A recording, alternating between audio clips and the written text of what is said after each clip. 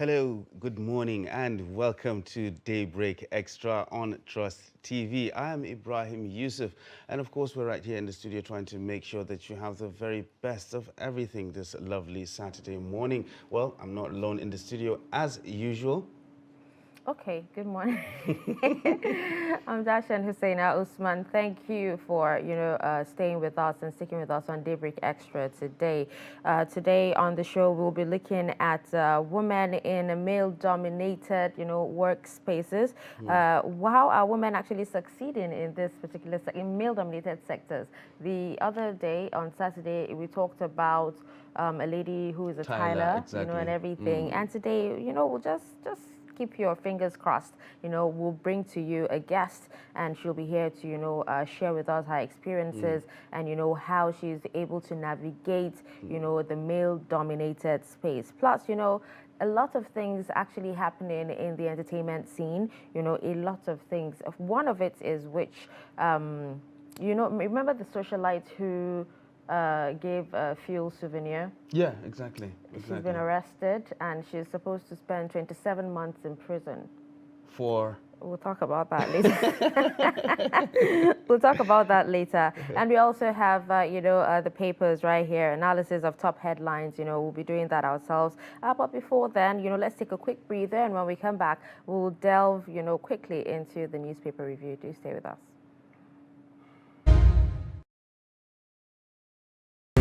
But in a situation where you find that a person look like the same, not necessarily tribal or regional. but I have said that.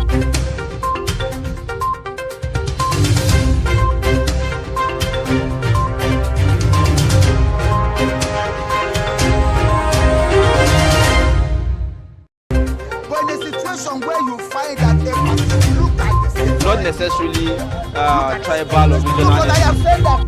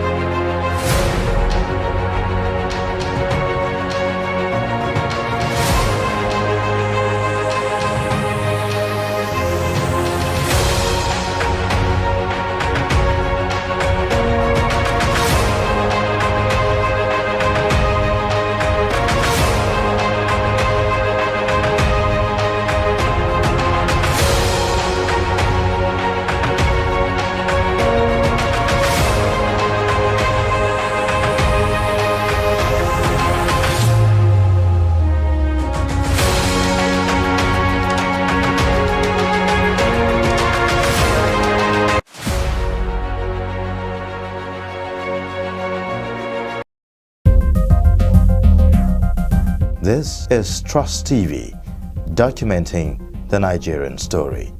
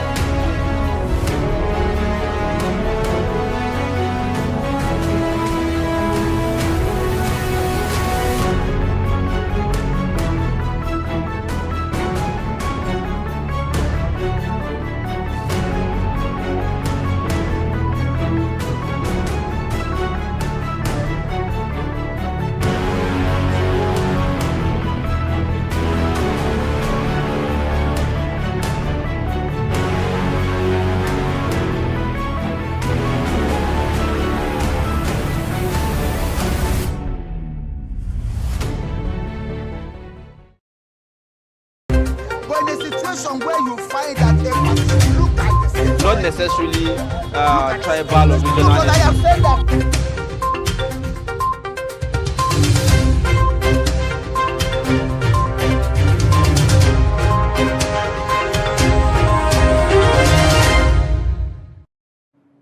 All right, welcome back. If you just tuned in, you're watching Daybreak Extra on Trust TV, and we'll start by taking the headlines on Daily Trust newspaper. That's Daily Trust Saturday, and the lead story we have here talks about issues as APC holds Make or Mar convention today, and we have writers that say signing consensus pact flops, crisis persists in state chapters, dead members on Rivers delegates list. Lawyers divided over Amechi Onu Malami's participation. PDP seeks nullification of convention. All right, you can find details of that story on page 5. And you also have a pictorial of, okay. All right. You also have a pictorial of a burnt building on the cover story, talking about fear, anguish in southern Kaduna over recurrent killings. Gunmen kill 50, abduct dozens in 9 Kaduna communities. Details of that story on page 6 and 7. And we also have below that story, entertainers who take after their parents on page 13. We also have a story that says, I got mocked for returning over $3,000, says Bolt driver on Encounter on page 10. And then $418 million debt. Court throws out governor's suit against federal government. At the top of the page, you have life in Shagari low-cost estates 4 decades later. These are some of the stories that made it to the front page of Daily Trust Saturday. Next, we'll take a look at the Punch newspaper, that's Saturday Punch, and the major headline on front is the APC convention. Aspirants defy Buhari, refuse to embrace consensus. And we have riders here. Party permits Amechi, Ngige, others to vote despite Electoral Act. Malami, others to monitor compliance. Governor's disagreement delays unity list. PDP asks court to declare APC convention illegal, seeks parties deregistration. This is the major story on the front page of the Punch newspaper, and the details are found on page 4. Another headline on the front page of the Punch says, ASU strike, protesting students to occupy Abuja streets with cooking pots, others. And moving on to politics, campaign posters, PDP asks Emefiele to resign, demands probe. And near the bottom of the front page, you'll have helpless market women fainted, hospitalized after Akpambong fire, gutted multi-million naira shops, goods. Those are experiences of the victims. Petrol souvenir, court sentences Lagos socialite to 27 months imprisonment. That story is on page 18. Ocean housewife, husband arrested for stealing 6-day-old baby. That is also another story on page 18 of The Punch. At the top of the page there's a story, court orders final forfeiture of Desani-linked 325 million naira Lekki property. And Kanu seeks 25 billion naira damages for unlawful extradition from Kenya. And then a story here on insecurity says terrorists kill 50, raise houses, rustle over 100 cows in Kaduna. Details of that story on page 11. And at the bottom of the front page is a COVID-19 update. 255,092 Nigerians infected, 3,142 died, says FG. Those are the stories on the front page of the Punch newspaper this Saturday. All right, moving to Saturday Tribune, we have Adamu Omisore Namani set to take over APC today, and writers say unity list is ready. Nasarawa Governor Mustafa chairmanship aspirant vows to fight on. Details of that on page 3. At the top of the page, you find Supreme Court upholds INEC's deregistration of 22 political parties. Defection court to decide Ayade's fate April 6. Okay, if you come below the lead story there, you have kidnappers collect beer, cigarettes, noodles to release victim in Ekiti. Details of that on page 3. Bandits kill 50, burn houses in fresh Kaduna attack on page 4. And then we have PDP asks courts to deregister APC, says the 1999 constitution stipulates 24 members of NWC, but APC has 13. And we also have a story of Tega, that's the former Big Brother Nigeria contestant, saying my marriage ended before Big Brother Niger show. These are some of the stories on Saturday Tribune. Okay, we still have more stories. Let's see. Let's move on to the Guardian newspaper. On the Guardian newspaper, we have a story that's the lead story that says power play, APC elects national officers. APC elects national officers.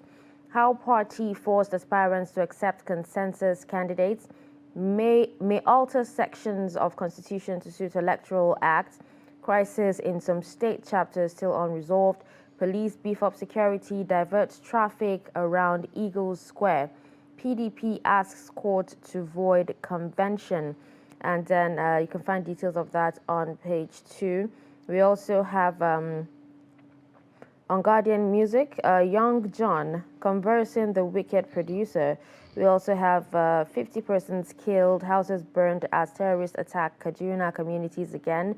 On page 4, Supreme Court, INEC holds the registration of 22 political parties. Troops overrun terrorist stronghold in Sambisa Forest on page 5. We also have on celebrity, Kunle Remi, more drawn to challenging roles.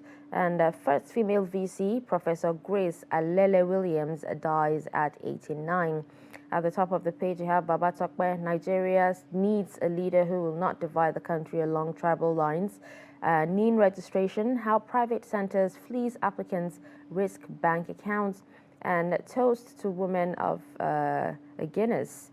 And then on the footnote there, you have Yoruba group wants Atiku, Tinubu, others to give Southeast a chance. Details of that on page 4. Next, we'll take a look at This Day newspaper, which carries the major headline on the front page. After months of rancor, APC convenes to endorse Abdullahi Adamu as chairman. And of course, rider here, a few hours to voting. Governors still struggling with unity list for other NWC positions. That is the major headline on the front page of This Day newspaper. Another headline here says states failed to stop $418 million payment to debt consultants. And at the top of the front page there, This Day says Wike can't be taken seriously for whatever he says. And there's a rider here, governor has tendency to change positions randomly and unpredictably. At the bottom of the front page is another headline, Buhari in Lagos Tuesday for Tinubu's birthday colloquium. These are stories on the front page of This Day newspaper. Well, another story here says Nigeria's first female Vice Chancellor, Alele Williams, dies at the age of 89. And the Supreme Court upholds deregistration of 22 parties by INEC. Those are the stories on the front page of This Day newspaper this morning. Okay, I think these are the papers that we actually have on our list. All right, we have one more, by the way, the Nation newspaper. And the Nation newspaper says APC convention, battle rages over unity list as aspirants back Adamu. And we have writers that say stakeholders move to alter microzoning agreements in last-minute intrigues. Sanwo-Olu, Bagudu, Fayemi, El Rufai broker deal for aspirants to step down. We also have president's favorites, a list of president's favorites and governor's favorites. If you grab a copy of that, you would actually you'll be able to read through. And we also have socialite gets 27 months jail for distributing petrol at party. And controversy trails death of 200-level varsity student in hotel. At the top there, we have governors lose bid to stop FG deducting $418 million Paris club debts. Bandits kill 30, abduct many, burn houses in Kaduna village. And on the footnote there, you find a story that talks about presidency. PDP demands Emefiele's resignation as posters flood Abuja. And these are some of the stories that you can find on the dailies today. For now, we'll take a quick breather, and when we come back after this break, we will, try to dissect, some of these stories. To stick around.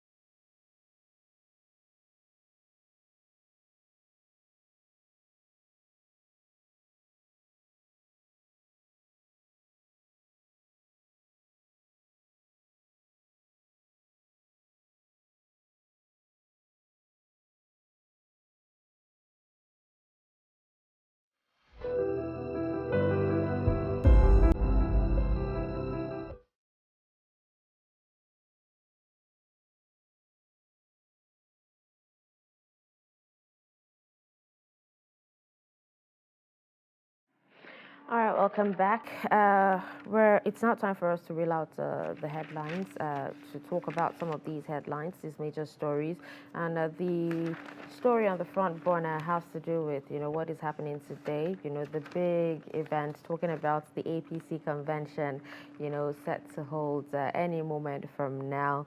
And there are lots of, issues, even before the event holds, talking about signing of consensus pact flops, crisis persists in state chapters, dead members on Rivers delegate list, lawyers divided over Amechi Onu Malami's participation, and PDP seeks nullification of the convention. Now, the major issue right now is: do you think all these, rancor, all these wranglings will make or mar the convention? Because there's still some people who actually seem to think that, due to everything happening, this convention might still not hold today, while others actually think that, they have actually said that it is a sacrosanct. So the convention is definitely holding today. Yeah, well, the convention has to hold in one form or the other. You understand? I believe that the convention will hold. Whether the party is going to remain the same after the convention, that is another story entirely. Because when you look at the build-up towards this convention, there's been a lot of rancor, internal wranglings, here and there within the APC. Caretaker committee chairman was removed, then he was brought back, then another secretary. You understand? So all this back and forth that has been going on, and a lot of internal wranglings, meetings in London, and then sorting things out. And then we hear that everything is going to be sorted out through consensus. Then we have another party, a group of people saying they don't have a consensus, that everybody's going to go and slug it out, and then people denying some statements that they made. So there's so much controversy, surrounding this particular event. But I believe that all this controversy will not stop the convention from holding. It will hold in one form or the other. But whether the party remains the same after today, that is a whole different matter, because I believe no matter what happens, there will be parties that will feel discontent. There will be a lot of discontent. How the party leadership handles that discontent, that is what is going to determine where the party goes after this particular convention. But I think it will hold in one form or the other. Okay, let's move on to more issues. We hope to see, how it pans out. Yes. A lot of people actually also think that even if the convention, goes on, that it might not end well. But that's the thing. It will hold, but whether the party comes out of it the same way it went in, well, that is a whole different ballgame entirely. Okay. All right. Now let's talk about fear. The cover story on Daily Trust Saturday, which is fear, anguish in southern Kaduna over recurrent killings. Now I remember last week, there was another set of killings, and the youths protested, killing even more people, and the government actually, put out a 24-hour curfew, just to curtail the whole thing. And now we're seeing fresh attacks. When will this end? Well, you see, it's actually very disheartening sometimes. We've talked about this so many times on this show. Insecurity, people being killed, abducted for ransom and whatnot. It's still an ongoing thing. The worst part of the situation is most of these incidents don't even go unreported. We only talk about the ones we hear about. There are suggestions in some quarters that these things even get carried out and nobody even reports them, because they've become so part of every day now, which is really, really sad. It's an everyday thing. You can never pick up the paper or listen to a news bulletin without hearing the news of an attack and people being killed. These are lives we're talking about. You understand? They're not just numbers on the pages of newspapers. They're not just numbers that we read out in bulletins. Is it 50, 60, 100, 200? These are lives. Their lives. And then gunmen even went as far as, abducting dozens in nine communities in Kaduna. Exactly. So when you look at the impunity that these bandits actually carry out their activities, they roll into town on their bikes with their guns and everything. They spend hours operating, killing people, taking the ones that they want to take, destroying property. And and it's an everyday thing. You understand? So it's really sad. It is. It's deeply saddening. We just hope that a time will come whereby we will pick up the newspaper or listen to the news and not hear about an incident like this. The residents are actually saying that there's been no serious measures to support them. You see, that's the thing. When these things happen, you always get reports like this.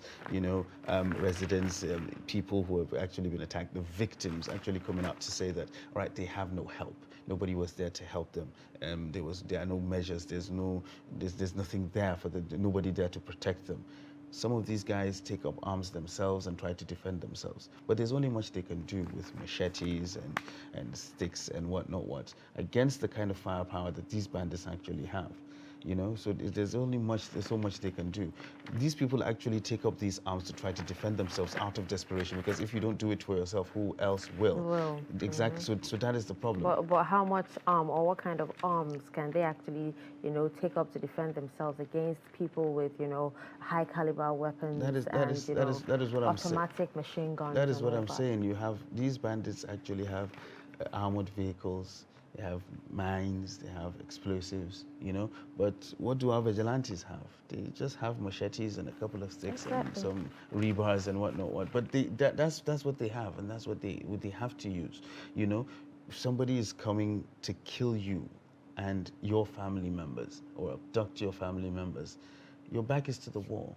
There's nothing you can do about it. So do you think addressing poverty is a solution to well, all these? We read a headline somewhere about kidnappers collecting noodles and cigarettes and whatnot for ransom. You understand? That's exactly, what does that say? It says that these people are hungry. You understand? If I'm going to kidnap somebody and then I'm going to demand a ransom for noodles and cigarettes and beer and whatnot, that means I am hungry. You know?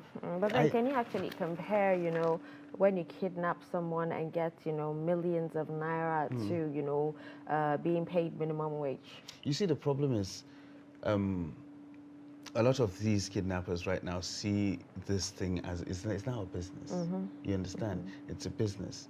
I kidnap this person, I get these millions, I spend it. After it goes again, I go and I grab somebody else, because it's sort of like easy money. You understand? You don't have to go and grind, and then, just like you said, you work and then you get paid minimum wage and you put it in your pocket. Yes, fine, that is your sweat. That is something that you actually worked for, and you didn't go out and harm anyone to get it, you know. But unfortunately, this is something that has come into our society right now, and a lot of people have actually engaged in it. They've felt it, and you know, you just kidnap one person and you get millions, and you start swimming in the big bucks, and it's going to take a lot to really stop people from engaging in these particular acts. You know, it's going to take a whole lot. When you say you're going to address poverty, yes, we should have done that years ago, because right now they have gotten a taste of it, you know, and it's going to be very, very difficult to stop that. But we hope that it will. That is what we're praying for.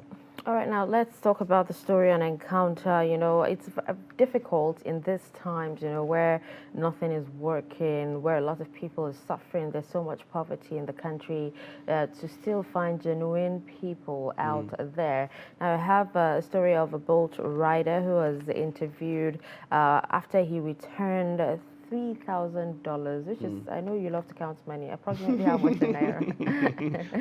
A lot of money. And, you know, and he got mocked for it, which is to say those who actually mocked him probably, you know, felt what he did was stupid, you know, in a period where, you know, you're struggling to even find 3 square meals to eat. You find this amount of money and then you return it. Like, who does that? It's difficult. You understand, to find a situation whereby somebody is going to retrieve that amount of money, that huge sum of money, and then have the mind or the clear heart to actually take that money back. It's really, really tempting. You know, a lot of us reading the story right now will say, yes, of course, I'll return it. It's not my money. Yes, that's what we'll say. You know, yeah. But it's easier said than done. Exactly. Internally, you know, this is $3,000 we're talking about, not 3,000 naira, not 3,000 yuan. So it's a serious thing. So when you find things like this, when you hear stories like this, they are things that you actually talk about, you know, because it's something that is very, very rare. Okay. It's not like people don't lose money. It's not like people don't find that money. You understand? But how many return it? How many? Exactly. You see, No. you see, he got mocked for doing something but, like that. You know, even while he got mocked, you know, some Nigerians who actually heard his story, you know, were sending him little tokens, you know, for appreciation and being the man that he is. And he said it wasn't his first time of, you know, finding something missing in his car. That there was a time where someone actually left their phone in his car, and you know, he found a way to take it back to them. Well, it's the right thing to do.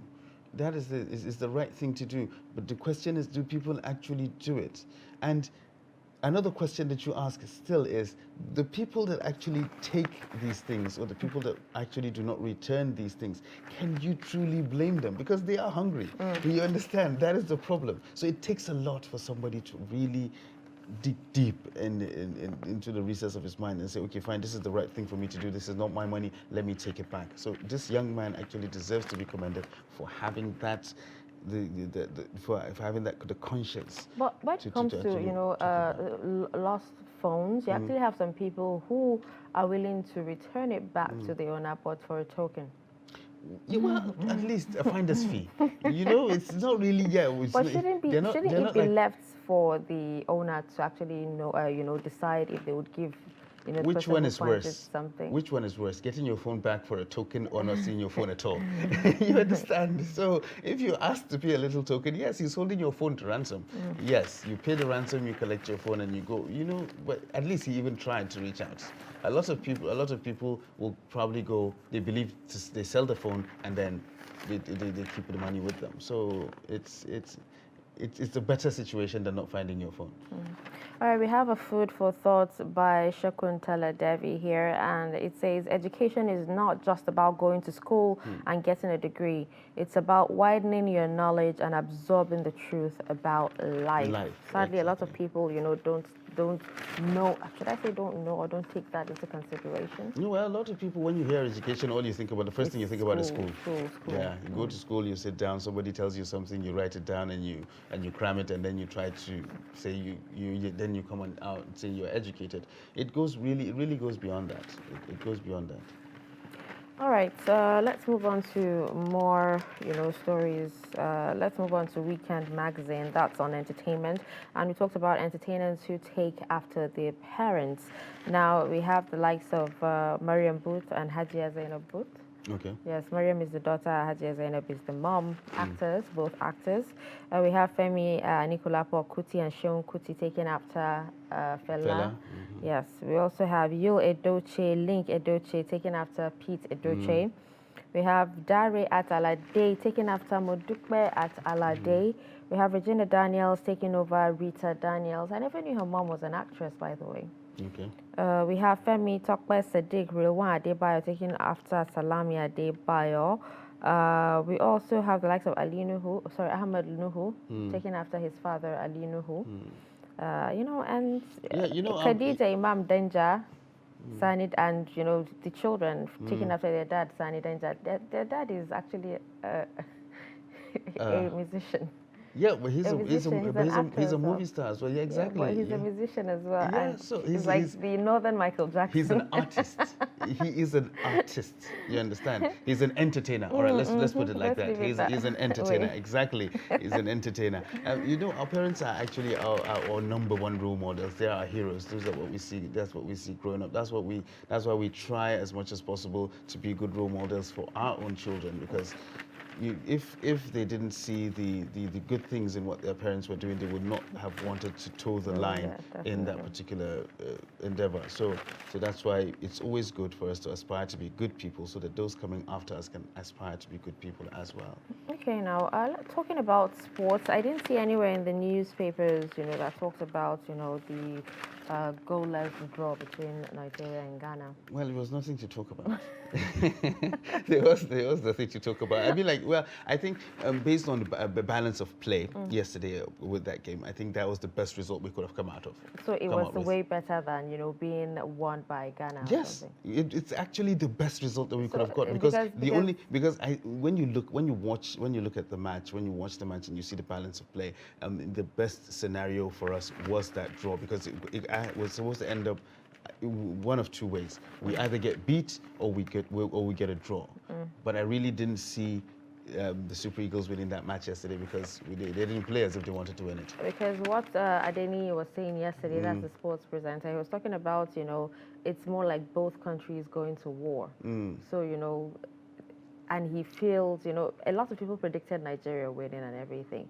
But, the same way Nigeria came out, or came in really, really prepared, was the same way Ghana, a lot of people it's not like they predicted Nigeria to win. A lot of people wished optimistic. Nigeria would win. Exactly.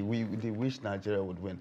But after the first 10-15 minutes, you knew, or you felt it, that based on the balance of play, that these guys were actually not going to get it. So the goalless draw, the draw that we got yesterday, was the best situation we could have gotten out of.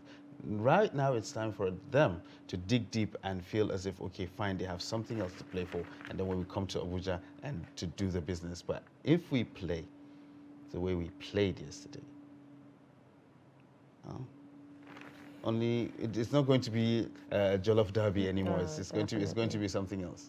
All right, now there's this particular story in Kaduna about customs arresting a suspect and seizing 2,348 donkey meat sacks. Yes. Most of these people, or most of these abattoirs actually sell donkey meat, as beef. Yes, you see, that's the problem. If you want to sell donkey meat, sell donkey meat, all right? Put it there and tell people that, okay, fine, for those donkey meat aficionados, here is your donkey meat, come and take it. But when you try to sell it as something else, that is a problem. It's an acquired taste. It's not for everybody. So you can't go and say, okay, fine, this is beef, when you know that it's not, and then things like this happen. But if you are a donkey meat merchant, all right, we sell donkey meat here. If you're a donkey meat aficionado, come and get your fill. That, I don't think there's much of a problem with it, unless they're an endangered species, which I don't think they are. Okay, I wish more of them would be arrested. Because in most cases you go to the market and what you want to eat or get is beef, and you end up being given donkey meat, and you go and imagine where there's fuel scarcity, there's no kerosene, there's no gas, and they have to cook the meat for like 3 times.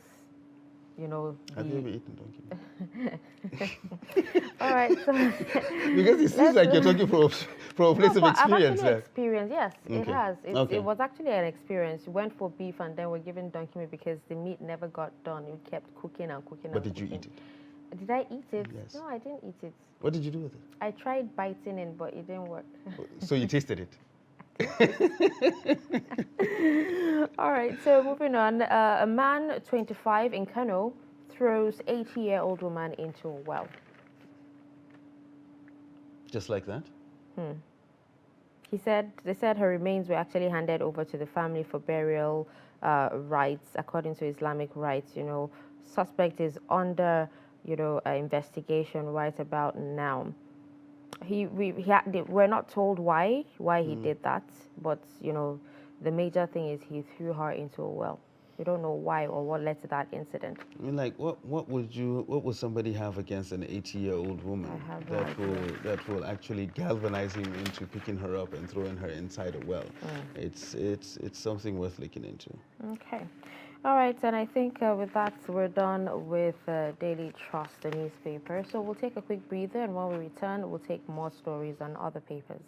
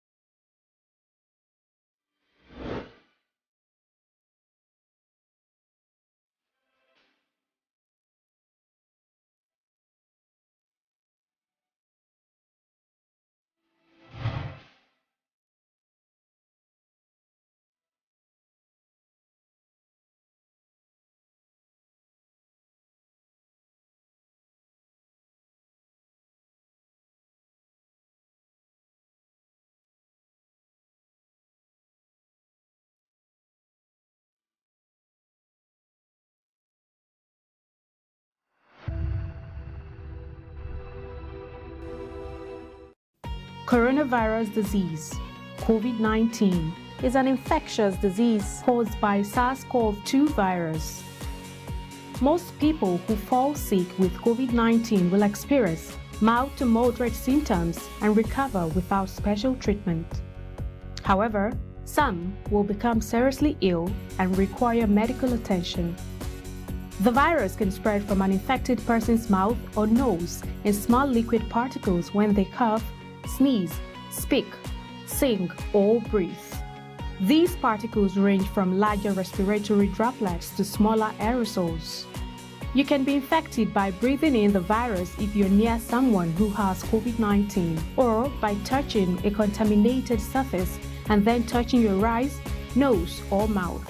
The virus spreads more easily indoors and in crowded settings.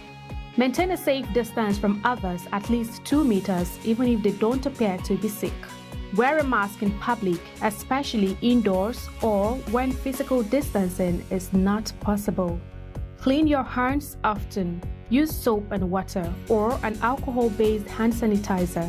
Cover your nose and mouth with your bent elbow or a tissue when you cough or sneeze. Stay home if you feel unwell. Get vaccinated. Properly fitted masks can help prevent the spread of the virus from the person wearing the mask to others. Masks alone do not protect against COVID-19 and should be combined with physical distancing and hand hygiene. Protect yourself and others around you by knowing the facts and taking appropriate precautions. Follow advice provided by your local health authority. This message is brought to you by Trust TV.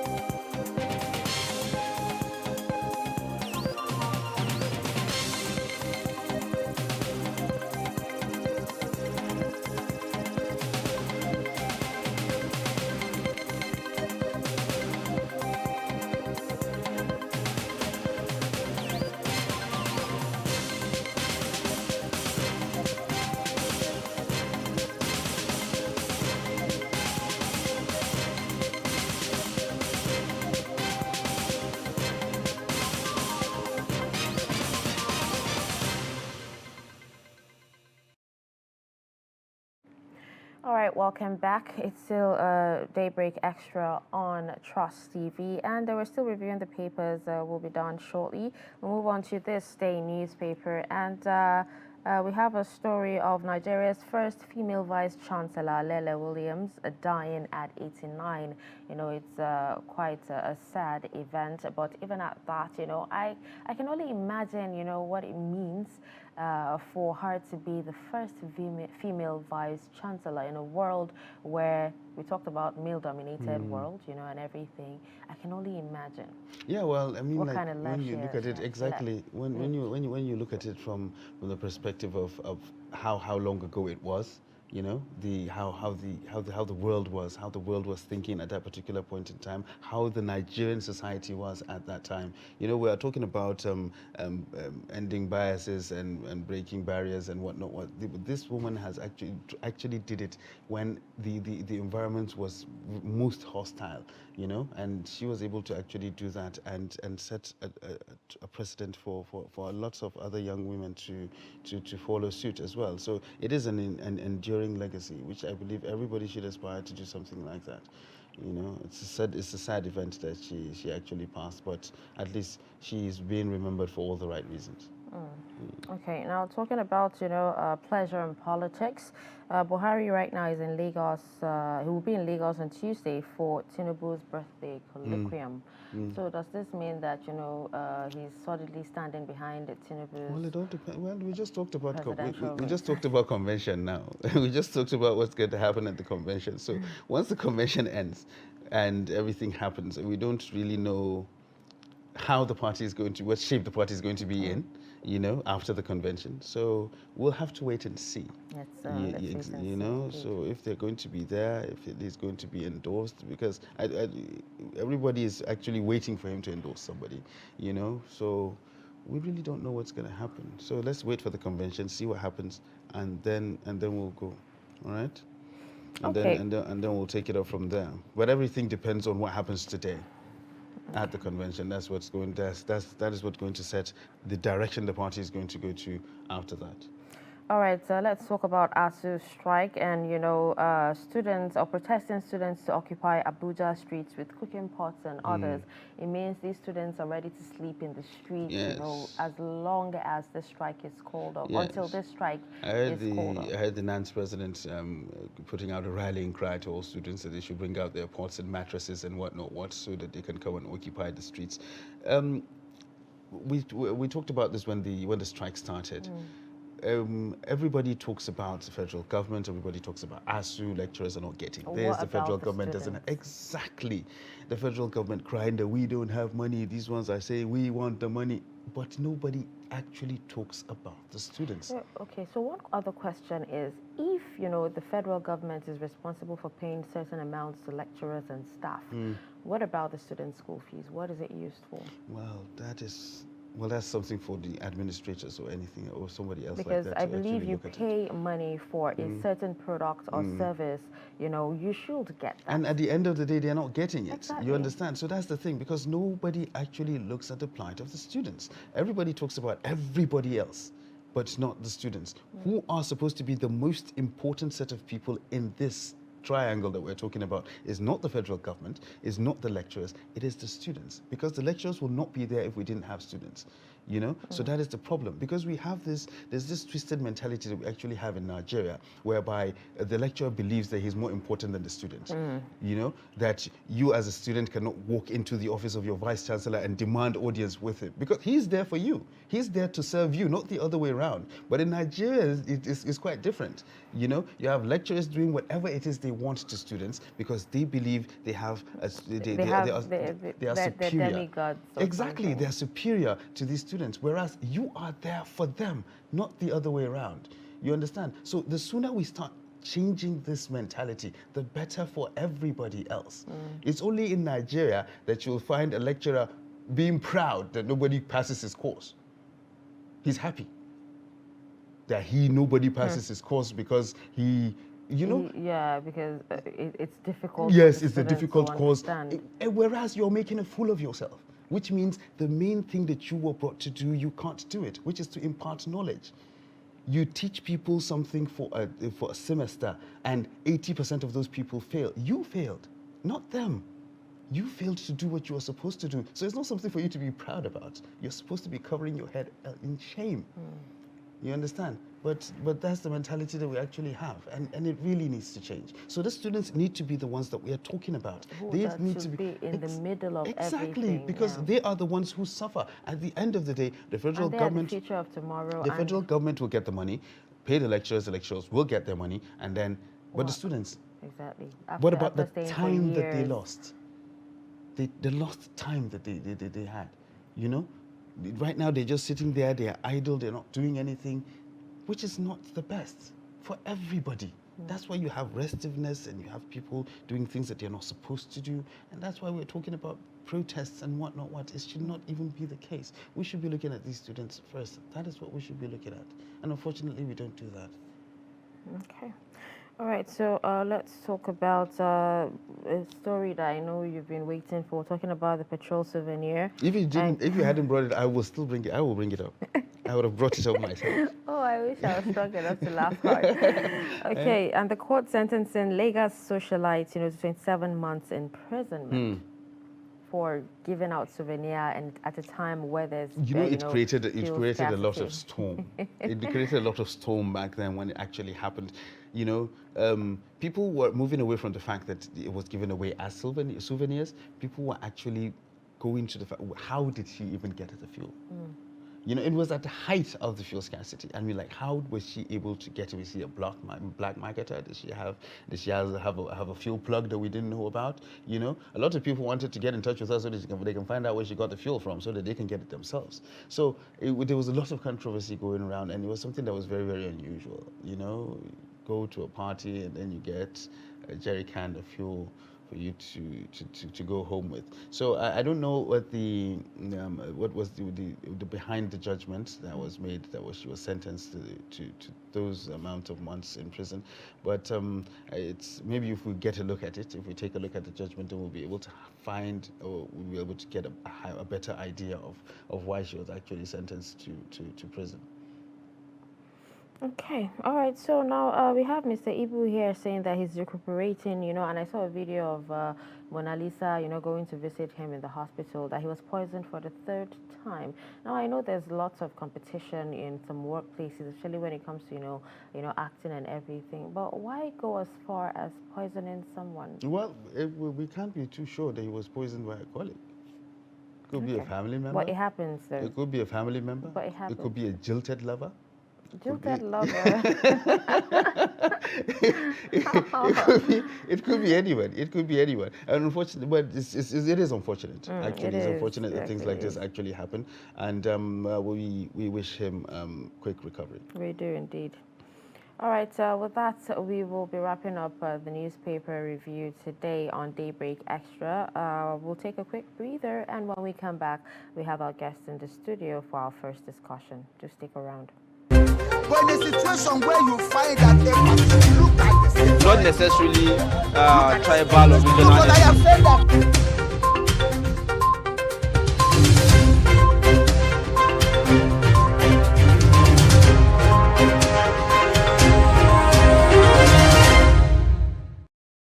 Coronavirus disease, COVID-19, is an infectious disease caused by SARS-CoV-2 virus. Most people who fall sick with COVID-19 will experience mild to moderate symptoms and recover without special treatment. However, some will become seriously ill and require medical attention. The virus can spread from an infected person's mouth or nose in small liquid particles when they cough, sneeze, speak, sing, or breathe. These particles range from larger respiratory droplets to smaller aerosols. You can be infected by breathing in the virus if you're near someone who has COVID-19, or by touching a contaminated surface and then touching your eyes, nose, or mouth. The virus spreads more easily indoors and in crowded settings. Maintain a safe distance from others, at least 2 meters, even if they don't appear to be sick. Wear a mask in public, especially indoors or when physical distancing is not possible. Clean your hands often. Use soap and water or an alcohol-based hand sanitizer. Cover your nose and mouth with your bent elbow or a tissue when you cough or sneeze. Stay home if you feel unwell. Get vaccinated. Properly fitted masks can help prevent the spread of the virus from the person wearing the mask to others. Masks alone do not protect against COVID-19 and should be combined with physical distancing and hand hygiene. Protect yourself and others around you by knowing the facts and taking appropriate precautions. Follow advice provided by your local health authority. This message is brought to you by Trust TV.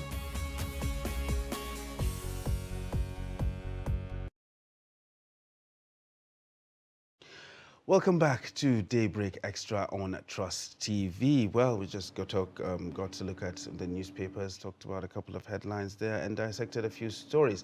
And just like we said before we left on that break, we are having a discussion in the studio, and our guest is actually here. So we talked about the International Day of Women and breaking biases and whatnot. And even last week, we alluded to the fact that we spoke about a female Tyler, you know, women who are actually making waves when it comes to male-dominated endeavors. So they don't only face the infamous glass ceiling, as we always say, we break the glass ceiling and whatnot, and they move up the ranks, but they further encircled by glass walls as well because of what society actually makes them to be. So it is very challenging for them to enter more profitable, traditionally male-dominated sectors because, like it or not, most of these sectors that we actually consider as male-dominated are really, really profitable, and lots of women would like to get in on that action as well. So, but ladies, a lot of ladies are actually trying to do as much as they can to see that they cross the carpet and get into these spheres of life and take up these businesses, take up these works so that they can actually get a piece of that pie as well. So right here in the studio, we have a 24-year-old. 27. Okay, well. 24 was a long time ago. All right, a lady here in her 20s, all right, who has decided to take up the art of furniture making, and which is something that predominantly we actually believe it's for the male. It's male dominated. A lot of men actually do that, but it's very rare for you to actually find a female furniture maker. So right here in the studio we have Hafsa Umar, who is a carpenter slash furniture maker. Yeah, and an interior designer as well. An interior designer as well. So actually missed that out. Yes. Oh, those hands don't actually look like, she actually, hits a nail with a hammer. Yeah, exactly. It doesn't look that way. Exactly. It doesn't, it's not in the But you hands. do? Yeah, I do.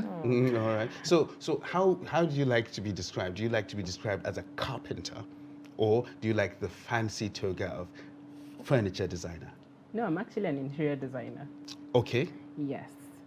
I'm actually, I studied interior design as a course. Okay. So, professionally, I'm an interior designer. Furniture making happened as a result of, I like to craft things. I have a very wild imagination when it comes to, how I want a place to look like or how I want a place to, be. So in order for you to actually be a successful interior designer, you have to have that wild imagination. And that's where I started to do the carpentry aspect of it, because most of the things I would want to put in a space or in a house is in my head. I'll have to craft it out. So that's why it came. I did not study carpentry, it just as a result of what I do. Okay, so now, in as much as you studied, interior designing, definitely, it's just one path, right? Yeah. When it comes to doing the job, you need a lot of creativity. Of course. Yeah, and like you said, you have a wild imagination, which we heard is actually a form of mental illness, by the way. Yes, actually, it could be a symptom. Yeah, It could be a symptom. of a mental illness. But then you're using it for good. How do these ideas come? Honestly, I can't tell you how they come. They just come. Mostly when I design a house, I like to visualize what I'm doing. So if it's an empty space, I would like to go into the empty space and visualize it. So the ideas come there and there. Because if I see a wall, I would love to have a shelf there. No, I would love to have a console here. So I like to be in a room and visualize the room, visualize the final product of the room, and then that's how the ideas come. When I stand in an empty space.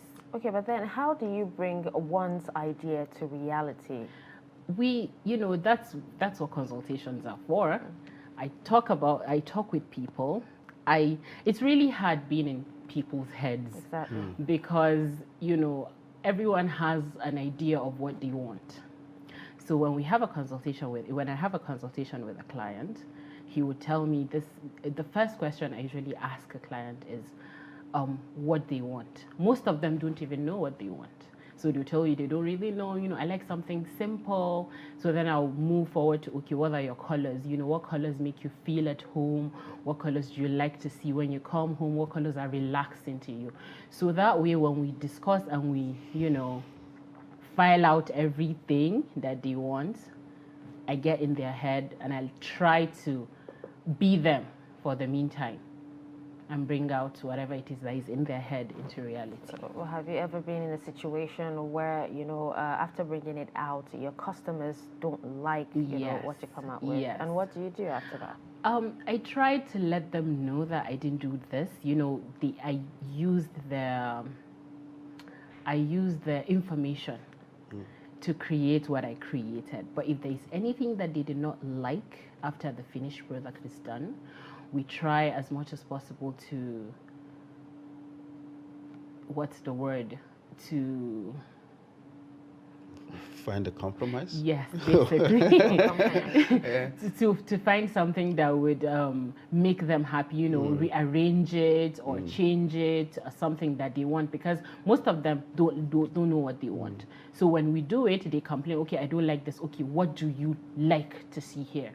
But that gives them, because it's a finished product, that gives them an idea of what they would want to see there or what they don't want to see there. So when you design a room, yeah, or when you design a place, when you do that, what takes precedence? Is it what the customer wants or your own vision of what you see there? To be honest, it's what the space wants. Okay, the space itself. Yes, the space itself. Okay. Because every space is different. You can't design a two-bedroom house. I used to have this. I always have this problem with a customer.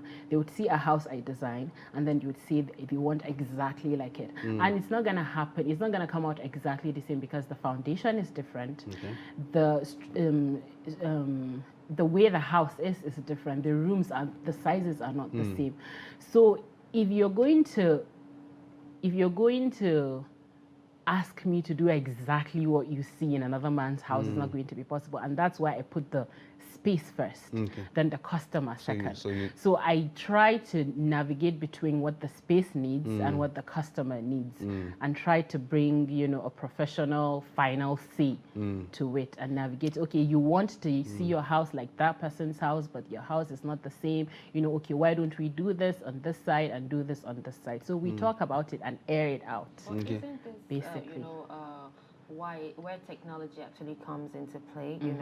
If they have the idea, you just work on it on the system and show it to them. Yeah, of course, we do a CGI all the time.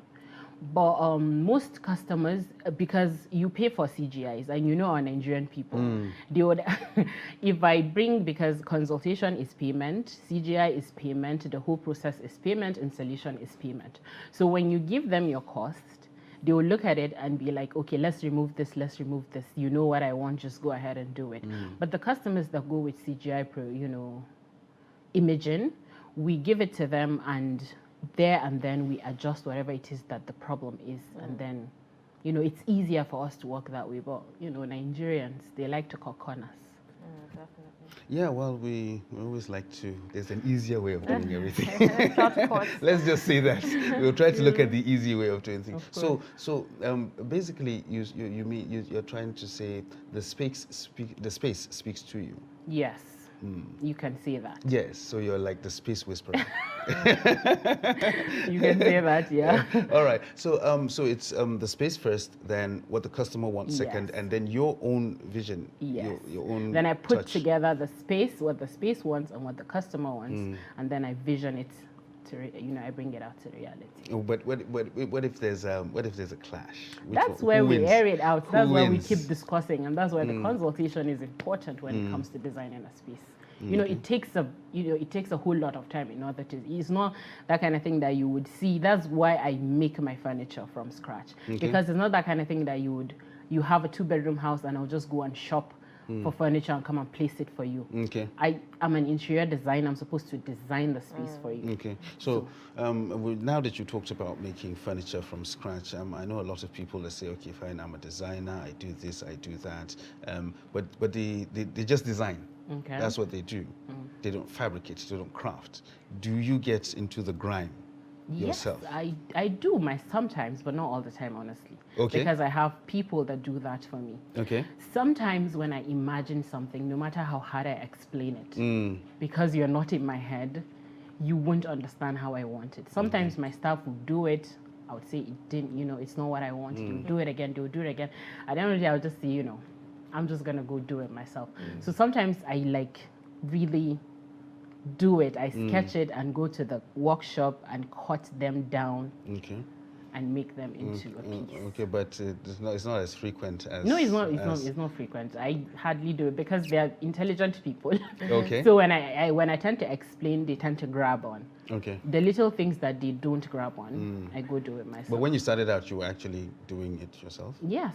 Okay. Yeah. But now, as Yes, you've of graduated to being CEO now, you don't want to get your hands dirty. No, that's not it. It's just I have to allow them to learn. I Okay. don't have to always do it myself.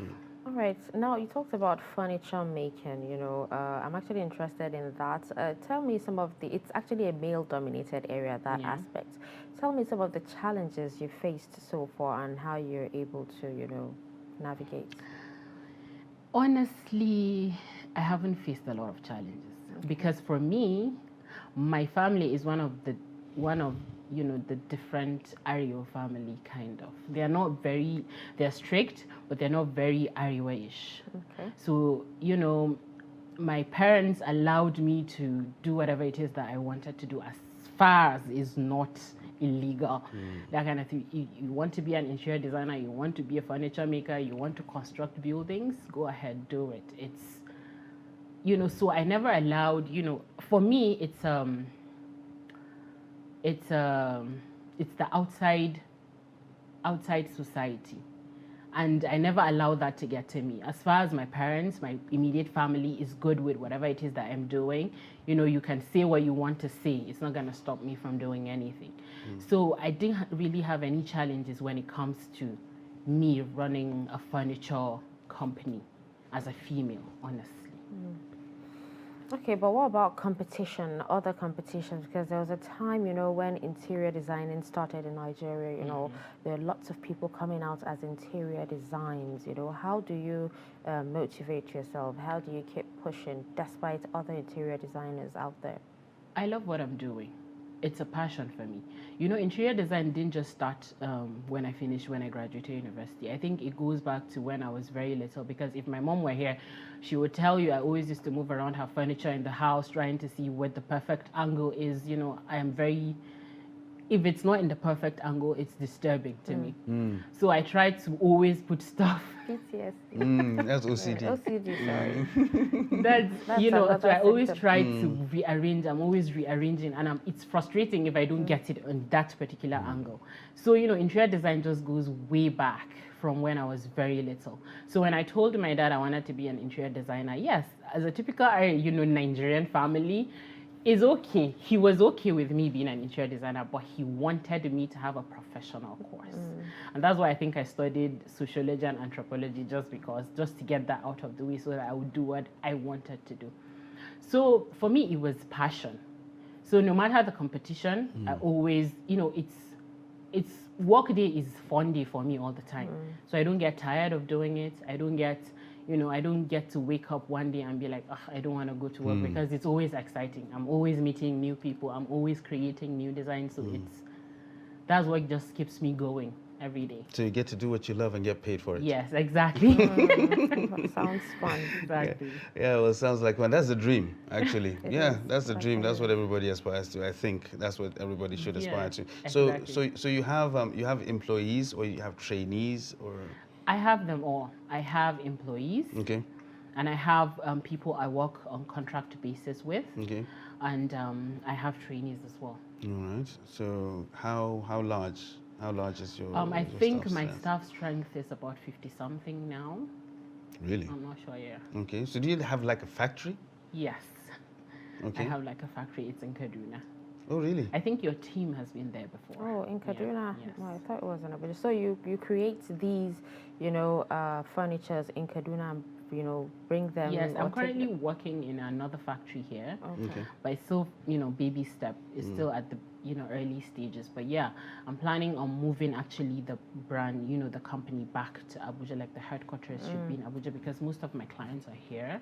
Okay. So most of the work gets delivered here. Okay. So I don't want to have, we'll still have our Kaduna branch, but I want the Abuja branch to be the main branch. But, setting up a new factory all over again is taking too much time. Okay, so how has patronage been so far, especially in Kaduna? It's like I said, my clients are mostly here in Abuja. Well, you have some in Kaduna. Yes, I have some. You know, I would share my client based on like 80-20. 80% is in Abuja. Oh, wow. And 20% is spread all over the rest of Nigeria, kind of. So I get people, but they're not really much. Is it about the affordability when it comes to people, you know, in other parts of the country? Yeah, mostly. I try to make my products affordable, but you know, we are in an economy where the Nigerian economy now just is wild. Yes. You know, one day is okay, the next day is I was not. actually going to ask, you know, how have you been able to sustain the business despite everything going on in Nigeria today? It's been really hard, especially this year. This year has been really hectic, honestly, because you know there's the economy, of course, you know, the exchange rate, because most of the products I use, I source the raw materials here in Nigeria, but like the finished product, like the fabrics, the accessories, I import them. So now, because of the exchange rate, importing is really hard. That's one. And this year, you know, there's the whole fuel scarcity, there's the whole no light-ish, you know, it's been really terrible. So maybe the exchange rate thing could be a good thing. I mean, like, since if you're not importing, then maybe you start to look elsewhere for those things that you actually looked for before. Yes, but the thing, you know, Nigerian products are good. Okay, all right. They are good, but because I'm already used to using, you know, this Turkish fabrics, Italian fabrics, when I started using the Nigerian fabrics, I could see the difference. Okay. And now my customers always come back to me because of that luxury, you know, luxury feel, like they could get an Italian furniture in Nigeria kind of feeling. Now, when I started, you know, last year when I couldn't import fabrics from Turkey, I sourced for fabrics locally, but you could tell the difference. As much as I tried to get the best fabrics out there, you could still see the difference. So it's like you already have a target customer base. Yeah, of course. All businesses have target customers. No, yeah, but still, you know, you do have a couple of businesses that have the segment their customer bases. You understand? You have the ones with the Turkish, you have the ones with the Daria, you know, and so on and so forth. But it seems like you basically, you know, up there. Yeah. That's why most of your clients are from Abuja. I think so.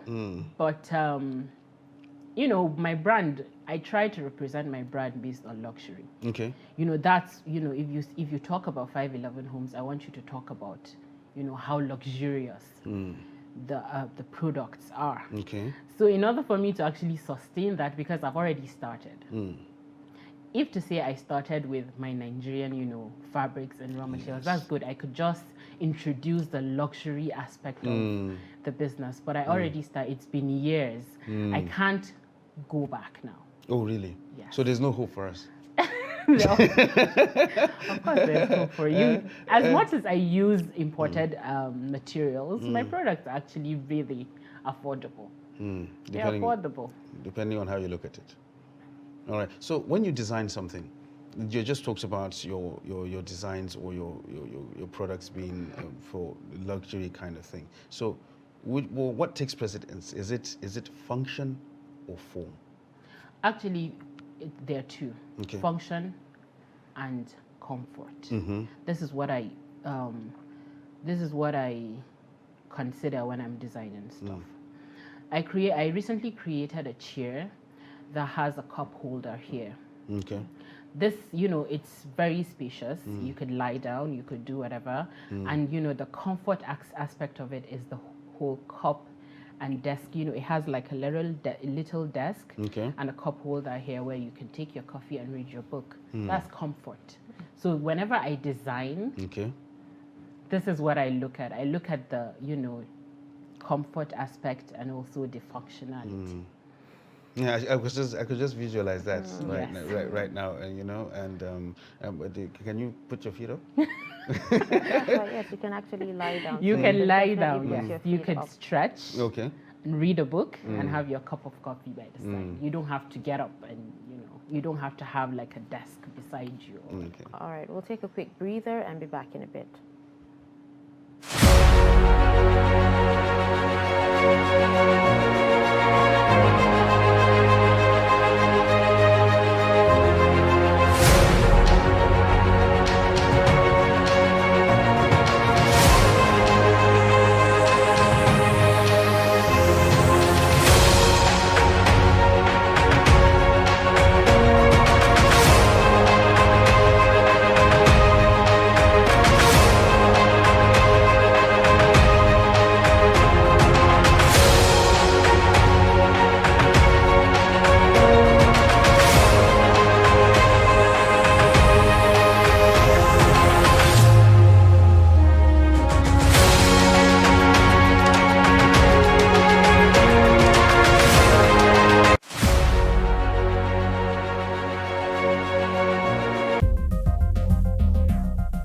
This is Trust TV, documenting the Nigerian story.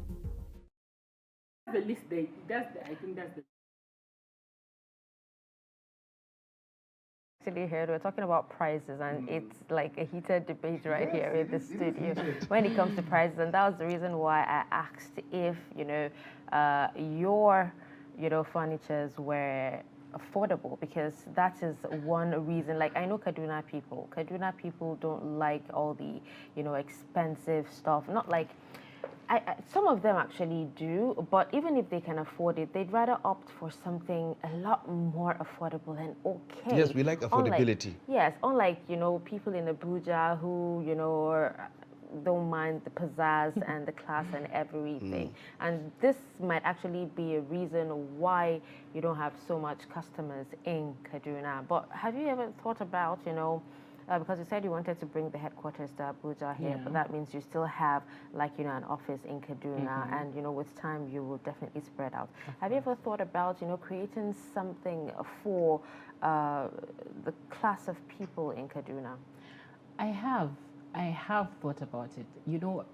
Sometime in 2020, I thought about it because I wanted to create something, like a set, because currently my set goes, the lowest is 450,000. So I wanted to at least create something of around 200,000 to people. But to be honest, it's really hard because what I want, because I don't want to compromise on quality. I don't want to compromise on quality, and I don't want to compromise, like I said, on luxury. You could have an affordable stuff that is luxurious, that kind of thing. And just trying to, get the materials that I wanted to use, because, like I said, I did not want to compromise on quality. The same wood I used to craft my chairs, I wouldn't want to change it from that of 200,000. And it's been hard coming up with, ways to accommodate that pricing for the, people that you're talking about. For us. For us, yes, for us. So now, times actually, evolve with trends and everything. How are you able to keep yourself updated? And research. I research a lot. I'm a Pinterest junkie. I think I sleep on Pinterest every day because I'm always trying to look for inspiration out there, online on Pinterest. I follow a lot of, this Turkish furniture makers. So I try to drag inspiration from there. I would see a piece that I like. Maybe when I'm designing, I'll tweak it here and there to make it my own. So yeah, I research a lot. Okay, so do you get more gigs, from people who want their own, who have their idea of what kind of furniture they want, or do people buy more of what you have at your display house? I think I get more of bespoke orders. Like you said, the people that already have an idea of what they want.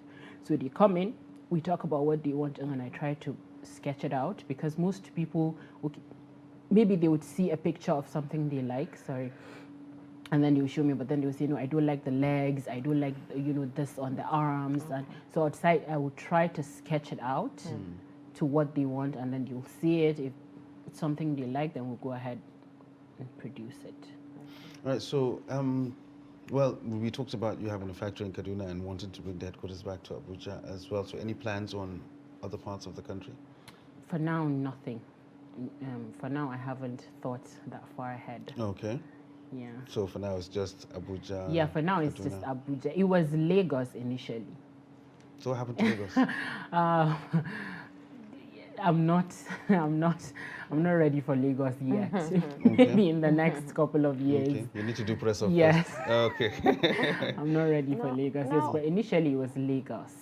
Okay, another question about the economy. We actually know how the economy is now, and we're aware that you have, staff who you have to pay at the end of the month, So, I don't know, how has it been for you? Like, how to do be you honest, pull I'm not through? going to tell you it's great. Every end of the month, it's high BP for me. Because, okay, my brother takes care of the finances. My immediate brother, Mohammed, he takes care of the finances. And, every end of the month, he gets the heart attack because I try to stay away from all the finances of the company. Okay. Because I'm a wild spender as well. Oh, okay. So yeah, it's me, if I make money, I enjoy that kind of thing. But he studied economics. So he's more of a strict spender, so he takes care of the finances. So I can't really tell you, I don't really handle that aspect of the company. Okay. But it is profitable. Yes, it is a lot profitable. Okay. But so Alhamdulillah. wait, I didn't even for how long have you been doing this? 6 years. Okay. Yes. So you actually you survived the pandemic. Yeah, I made a lot of money during the pandemic. Really? Yeah. How so? I think my revenue almost doubled the normal revenue that we make How during so? the pandemic, because I think a lot of people were at home, so they could see the problems with their homes. During when there was no pandemic, everybody was going out, but during the pandemic there was a lockdown. A lot of people were stuck at home. A lot of people see the problems with their homes. You'll say, okay, this chair is actually not nice. I need to change it. You Google it. Even though we were, short in staff, because we had to cut down because of the whole lockdown thing. We had to our manpower was cut in half. We still made a lot of money during the pandemic because, like I said, a lot of people were at home. They could see the problems with their homes, and they needed repair ASAP, because if they're gonna see it like that, I don't really like it like that. Let me change it, kind of thing. Okay, so your furniture line, is it strictly domestic, or are you into office furnishing as well? Yeah, we furnish everything. We do homes, offices, kitchens, everything. When it comes to interior designing, anything you give me, I could bring it to life. Okay. So so you say you have trainees. Yeah. So do you have like an internship program Yes. whereby somebody goes there, he enrolls and... Yeah, I currently have, I think, about 7 interns Okay. that they come, and I think 1 apprentice. Okay. She comes from Mina, but she comes only in during the weekends, because I think, so she comes in and she tries, she goes to the workshop. They want to learn the whole craft of, making furniture. Okay. So that's why I think they're there. So how long does it last, the program? 3 months usually. And they become professional? They could, some of them I retain them. If you really show interest, usually the internship program is about 3 months, because most of them are sent from school. Most of them, they bring me their internship letter and then I enroll them. It's usually 3 months. But if I see that you really want to do it, that kind of thing, I would ask you if you want to stay, maybe come during the holidays if you can. And then they usually, I think I have one for them. that has become my permanent staff now. Okay. Zara, yeah. Okay. From an intern. Yeah, from an intern. Okay. And she's a lady as well. Yeah, she's a lady. Oh, all right. So you see, how have you been able to do that? I mean, like incorporate other women and inspire them to do things like just like you're doing right now. Most of my admin staff are women. I see. They're all, I think I have just 2 men in my if you enter the office, all you see is women. They're all women. Okay. So the men are in the workshop. Okay. They do the hard work. Heavy lifting. Yes. Okay. But most of my admin staff are women, and I try to teach them the whole interior design. If you're interested, because interior design is kind of like a feminine thing, as opposed to, you know, furniture making. Okay. So if you want to expand to furniture making, then we'll introduce you to the workshop and you can start doing rounds and learning a few things. Okay. So what does it take for me to enroll in your internship program? Is it just the interest? Interest. That's just it. Even if I don't have any skills whatsoever? Okay. So, what advice do you have for women who, you know, want to follow their passion, but, you know, they're still, you know, laid back? You know, my advice has always been one, really. I always used to say, don't allow where you are right now to stop you from where you're going tomorrow. Because if you stay where you are and you restrict yourself from doing what you want to do, you'll never see what you can do tomorrow, that kind of thing. So, you know, a lot of people, you know, hide behind lack of funds. You know, I am a Muslim, I'm a lady, Ariwa, you know, my parents wouldn't allow me to do it, that kind of thing. If you stay there, because you have to push, if you keep accepting that you're a female and you're not going to be able to do it, you're still going to stay where you are. But if you push, you know, if you push a little today, push a little tomorrow, push a little the day after, eventually you'll give in. So just don't allow where you are right now to stop you from where you'd be tomorrow. All right. Well, but what about the ones who don't actually know where they even want to be tomorrow? that is also another question. You know, how do they find that thing that they're passionate about? It's within them. I can't really tell them how to find it. It's within them. You know, they have to have that wild, long conversation with themselves and actually think, do I still want to be who I am tomorrow? Do I still, you know, in like 5 months' time, would I still want to stay here? But, you know, I don't have a 15 naira of my own. In 5 months' time, would I still want to not have 15 naira? That kind of thing. So you need to have that conversation with yourself and think about it. Would you still want to see yourself next year at the same spot where you are right now? If no, then you know, think about it. What is it that I'm good at? Start there. What is it that I like to do? You know, during my normal leisure hours, what is it that I like to do? Do I like to... You by the time you start having these conversations with yourself, eventually you'd figure out what you want to do. So where do you see your business in 5, 10 years? Okay, in 10 years, definitely in Lagos. Okay. Finally. Yeah, You'll be ready in 10 for years, Lagos. I'll be ready for Lagos. But in 5 years, I see my business moving here, of course, the headquarters here in Abuja. And I see myself furnishing a lot more houses and, you know, making people happy. And making yourself happy as well. Of course. While making bank at the same time. All right. While making serious bank at the same time. Yes. So just to reiterate what you talked about earlier about women or ladies trying to find that what they're passionate about and try to pursue it. You know, no matter how far it takes them. But the thing is, one question that I always have is, or what I always come back to is, these ladies are not really restricted by the. It's not that they don't have the drive to do it. It doesn't like they don't have the passion to do it.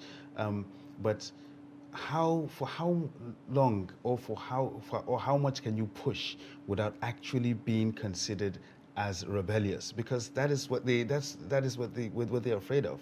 You understand? Once you push too hard, they'll say, okay, you're going off the path. You're not where you're supposed to be. Especially in the north. Exactly, especially in the north that we are in right now. I don't think I'm the right person to answer that because I never had that problem with my own family.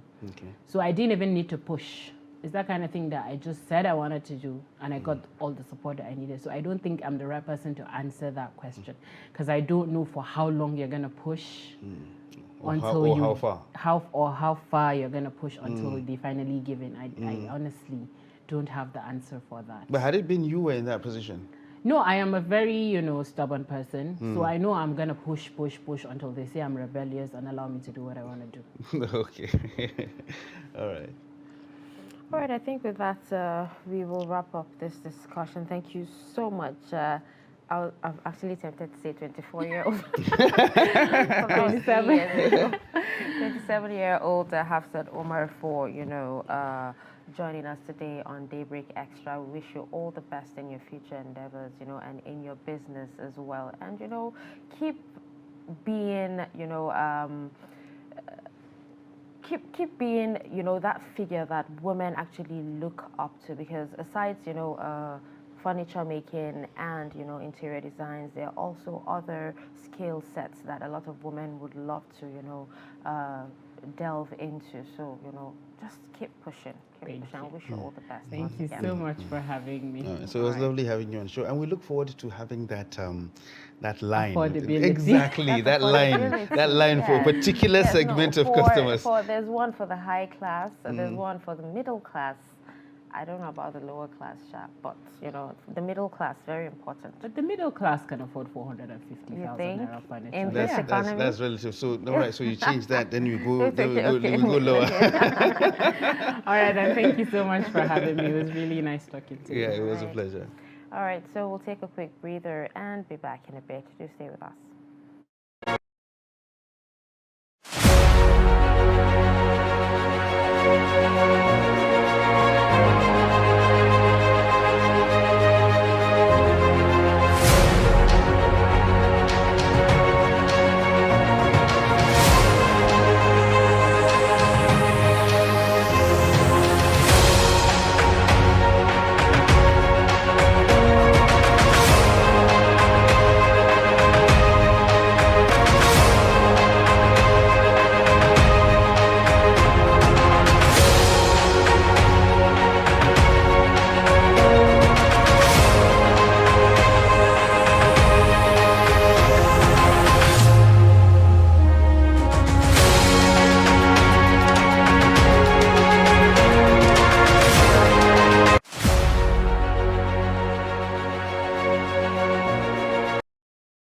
Coronavirus disease, COVID-19, is an infectious disease caused by SARS-CoV-2 virus. Most people who fall sick with COVID-19 will experience mild to moderate symptoms and recover without special treatment. However, some will become seriously ill and require medical attention. The virus can spread from an infected person's mouth or nose in small liquid particles when they cough, sneeze, speak, sing, or breathe. These particles range from larger respiratory droplets to smaller aerosols. You can be infected by breathing in the virus if you're near someone who has COVID-19, or by touching a contaminated surface and then touching your eyes, nose, or mouth. The virus spreads more easily indoors and in crowded settings. Maintain a safe distance from others at least 2 meters, even if they don't appear to be sick. Wear a mask in public, especially indoors or when physical distancing is not possible. Clean your hands often. Use soap and water or an alcohol-based hand sanitizer. Cover your nose and mouth with your bent elbow or a tissue when you cough or sneeze. Stay home if you feel unwell. Get vaccinated. Properly fitted masks can help prevent the spread of the virus from the person wearing the mask to others. Masks alone do not protect against COVID-19 and should be combined with physical distancing and hand hygiene. Protect yourself and others around you by knowing the facts and taking appropriate precautions. Follow advice provided by your local health authority. This message is brought to you by Trust TV.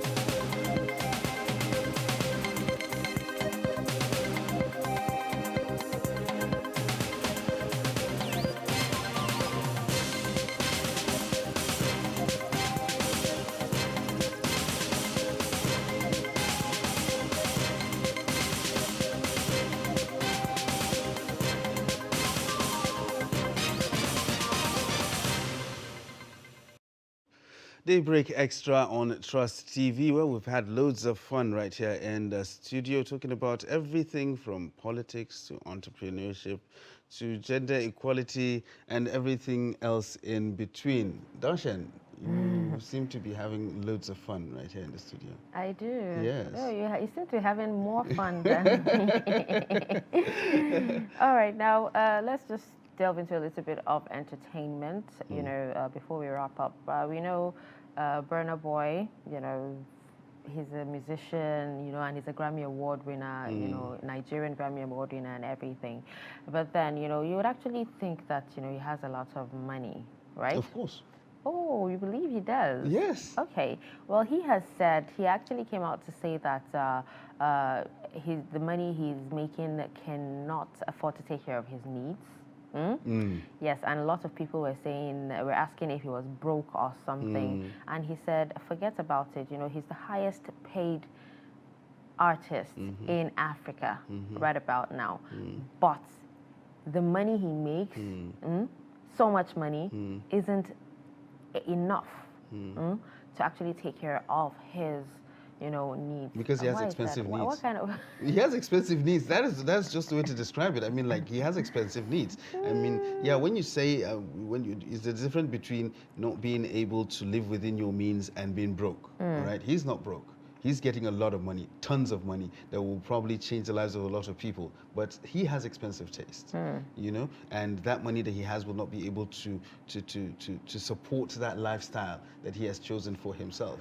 You know? So, but why not cut your coat according to your size? Yes, we know money would always come. We know, you know, yes, right now, the bigger you go, the more your needs are. But why not? Many more problems. Why not do what you can in that moment? But that's not what he wants. That is the thing. What's the use of having the money if he cannot live the way he wants to live? That's why he has money. And then when the money stops coming? Well, the money hasn't stopped coming yet. He'll think about it when he gets there. You know, maybe he has a retirement plan. Okay. Yeah, or he'll adjust his lifestyle when that happens. Okay, now we have Genevieve Naji saying that mental health is more spiritual than physical. I don't believe that. No. I don't believe that. When you start talking about things being spiritual and whatnot, that's talking about a whole different thing entirely. Really, mental health, I think it's not that. I don't. You don't think it's spiritual? No. Let's find out When you start her talking reason for about saying things being spiritual, then that means you're moving to a whole different realm and talking about something entirely she says different. when you rededicate your life to God, that you know mental health will disappear. Still, you know, when you talk about spiritual things, that's when you start talking about village people. You understand? So it's a different thing entirely when you look at it from that perspective. So I don't think that is the way for you to look at it. You know, mental health is what you do, how you take care of it, and all the things that we talked about in between. So I think it's really not that. All right, now there's a story of a man who, you know, went into a restaurant to eat. You know, after he ordered and he ate, he was given, you know how they give 7.4% tax? You know, he was given 30,000 naira as tax at a restaurant. And he had to call the waitress to quiz her. He doesn't understand. How much did he eat? Oh, so what he ate, 7.5% of what he ate is 30 grand. Apparently. But you know how all these waitresses and waiters actually act in, you know, restaurants or other, you know, other businesses. Yes. You know, they try to inflate prices for their own personal gain. Oh, they do that a lot. Or, so the guy was being scammed. He was being scammed, I think so. Okay, Yeah. all right, and then he was wise. He was Yes, wise up. yes, He was wise because enough most times, you know, after you've had so much fun, you're enjoying the meal, you know, they bring you the bill, and you don't even check. Yeah, you don't even check. You're like, okay, do you have a POS, and you pay and everything. But people in Nigeria these days have we learned count. to We go do it. through. You bring calculator. We You check bring it. the menu, we check if it's at the actual price.